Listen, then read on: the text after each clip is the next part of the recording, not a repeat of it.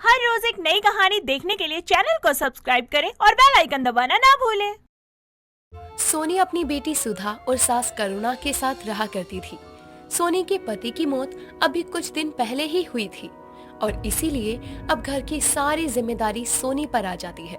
सोनी एक ठेले पर रोटियां बना बना कर बेचकर अपने घर का गुजारा किया करती। ऐसे ही एक दिन सोनी की सास करुणा की तबीयत काफी खराब हो जाती है। अपनी सास को बीमार देखकर सोनी अपनी आंखों में आंसू लिए अपनी सास के पास बैठकर खुद से कहती है, हे भगवान, ये क्या हो रहा है मेरे घर में। अभी कुछ समय पहले रघु जी चल बसे और अब माँ। पर कोई बात नहीं, मैं माँ का इलाज करवाऊंगी। जो मेरे पास कुछ पैसे बचे हैं उनको ही मैं इस्तेमाल करूंगी।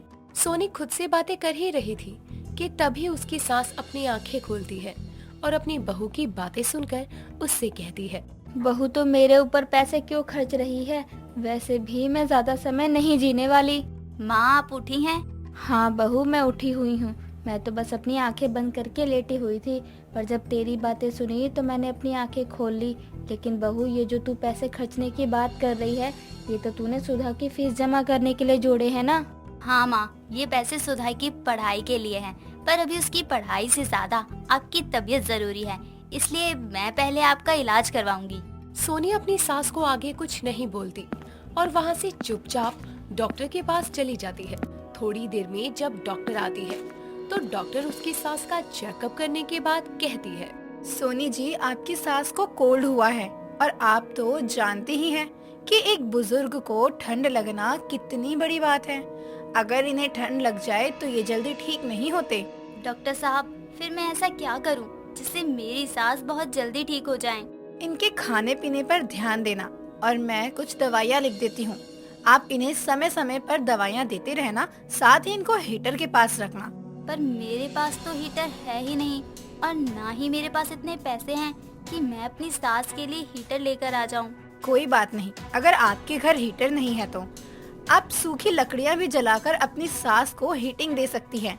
डॉक्टर अब सोनी के हाथों में दवाइयों की पर्ची देकर चली जाती है। तो वहीं अब सोनी भी अपनी सास के सामने सूखी लकड़ियां जलाकर रख देती है और अपनी बेटी को आवाज लगाकर बुलाती है और कहती है, सुधा बेटा, ये आग मैंने जलाई है, जरा तुम अपनी दादी के पास रहो। मैं तुम्हारी दादी के लिए दवाइयाँ लेकर आती हूँ। और हाँ, इस आग से खेलना नहीं, अपनी दादी का ख्याल रखना। जो उन्हें चाहिए वो उन्हें दे देना। मम्मी जी, जरा आप भी सुधा पर ध्यान देना कि कहीं आग के साथ खेलने ना लगे। तू चिंता मत कर बहू। हाँ माँ, आप चिंता मत करो, मैं हूँ ना। सुधा और करुणा की बातें सुनकर सोनी को सुकून मिलता है और वो बाहर अपनी सास के लिए दवाइयाँ लेने चली जाती है। अब जब वो दवाइयाँ लेती है तब उसके पास बिल्कुल थोड़े से पैसे बचते हैं। ये देखकर सोनी खुद से कहती है, ये तो थोड़े से ही पैसे बचे हैं। मैंने तो सोचा था कि थोड़े ज्यादा पैसे बचेंगे तो मैं माँ के लिए कुछ फल फ्रूट्स भी ले आऊंगी, पर ये तो बस 100 रुपए ही बचे हैं। इनमें घर कैसे चलेगा? सोनी के सामने एक बहुत बड़ी चुनौती थी कि वो अपनी सास के लिए फ्रूट्स लेना चाहती थी, पर उसके पास पैसे नहीं थे। तो वहीं सुधा के स्कूल की फीस भी देनी थी, साथ ही घर के खर्चे के लिए भी पैसे चाहिए थे। पर इन सभी को साइड में करके सोनी अपनी सास को जल्दी ठीक करने के लिए फल ले जाती है। अब क्या था, एक तरफ सोनी बाहर अपने ठेले पर रोटियां बनाकर बेचा करती और सोनी की रोटियां गर्म और मुलायम हुआ करती। बस इसीलिए अब उसके ग्राहक बंधे जा रहे थे और हर रोज उसके ग्राहक उसके पास रोटी सब्जी खाने आया करते। समय गुजरता है, समय के साथ करुणा बिल्कुल ठीक हो जाती है। तो वहीं सोनी शाम को जब घर आती है तब सुधा अपनी माँ सोनी से कहती है, माँ, आप जानती हो हमारे स्कूल के पास एक पिज्जा पॉइंट खुला है। माँ, मुझे वहाँ का पिज्जा खाना है। माँ, मुझे एक पिज्जा खिला दो ना। बेटा, ये पिज्जा क्या होता है? मैंने तो देखा भी नहीं है इस अजीब सी नाम की चीज को। माँ, ये बहुत फेमस हो रहा है। आप मुझे कल ये पिज्जा खिला देना और उसी समय आप देख भी लेना और टेस्ट भी कर लेना। बेटा, अभी पैसे नहीं हैं। कुछ दिन में जब पैसे जमा हो जाएंगे तो मैं तुम्हें ये पिज्जा खिला दूंगी। अब जैसे तैसे सोनी सुधा को समझा देती है, पर ये पिज्जा था क्या, कैसे बनता है, बस यही जानने के लिए अगले ही दिन सोनी सुधा के स्कूल के पास के पिज्जा पॉइंट पर जाती है, जहां वो देखती है कि उस दुकान पर काफी भीड़ है। ये देखकर सोनी खुद से कहती है, बाप रे बाप, यहाँ कितनी भीड़ है। जरा मैं भी तो देखूं, ऐसी भी क्या चीज है जो इधर इतनी भीड़ हो रही है। आखिरकार काफी लंबे इंतजार के बाद सोनी का नंबर आ ही जाता है, जहां वो देखती है कि एक इंसान ऑर्डर ले रहा है तो दूसरा इंसान उस ऑर्डर को ग्राहकों तक पहुंचा रहा है। ये देखकर सोनी पिज्जा की रेट पूछती है। भैया, इसका रेट क्या है? बहन 299। अब बताओ आपको कितना दूं? हे भगवान, ये कितना महंगा है। भैया, इसे छोटा नहीं मिलेगा क्या?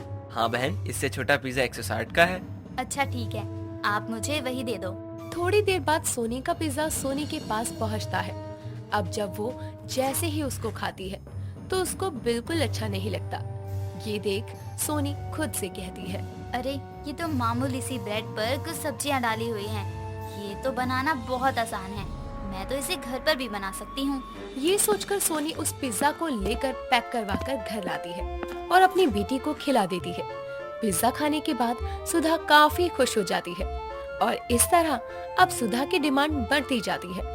पर सोनी के पास ज्यादा पैसे नहीं थे, इसीलिए वो सुधा के लिए पिज्जा नहीं लाती। ये देखकर सुधा गुस्से में अपनी माँ से कहती है, माँ, मैं आपसे कभी कुछ नहीं मांगती सिवाय पिज्जा के, और आप वो भी नहीं लाई। जाओ, मुझे आपसे कोई बात ही नहीं करनी। सोनी सुधा को आवाज लगाती रह जाती है, पर सुधा अपनी माँ की कोई बात नहीं सुनती और वहाँ से गुस्से में चली जाती है, क्योंकि सोनी अपनी बेटी सुधा से बहुत प्यार करती थी। इसीलिए वो उसे नाराज नहीं देख पाती और उसकी नाराजगी खत्म करने के लिए कुछ हरी सब्जियां और पिज्जा सॉस और कुछ जरूरी सामान लेकर वो बाजार से आती है और अपने हाथों से पिज्जा बनाने की सोचती है। तभी करुणा आती है और उसको ऐसे देखकर उसकी सास उससे कहती है, ये तो क्या कर रही है बहू? इतनी तरह की सब्जियां और इतनी सारी चटनी, क्या है ये सब बहू? माँ, जब मैं पिज्जा लेने गई थी तो मैंने अपनी आंखों से देखा कि पिज्जा बनाना कितना आसान होता है। हम जो बाहर का पिज्जा खाते हैं वो हमारी सेहत के लिए अच्छा नहीं है, इसलिए मैंने सोच लिया है कि मैं अपनी बेटी को एक अच्छी चीज खिलाऊंगी। बस मैं उसी की तैयारी में लगी हूँ। तू भी ना बहू, ना जाने किस झमेले में पड़ जाती है। कुछ दिन में सुधा सब भूल जाती। तुझे ये सब करने की क्या जरूरत थी? इन सब के चक्कर में तूने 2 दिन से रोटी सब्जी का ठेला नहीं लगाया। अगर यही चलता रहा तो कैसे चलेगा? करुणा अपनी बहू को बहुत रोकती है, पर सोनी अपनी सास की एक नहीं सुनती और पिज्जा बनाने में ध्यान देती है।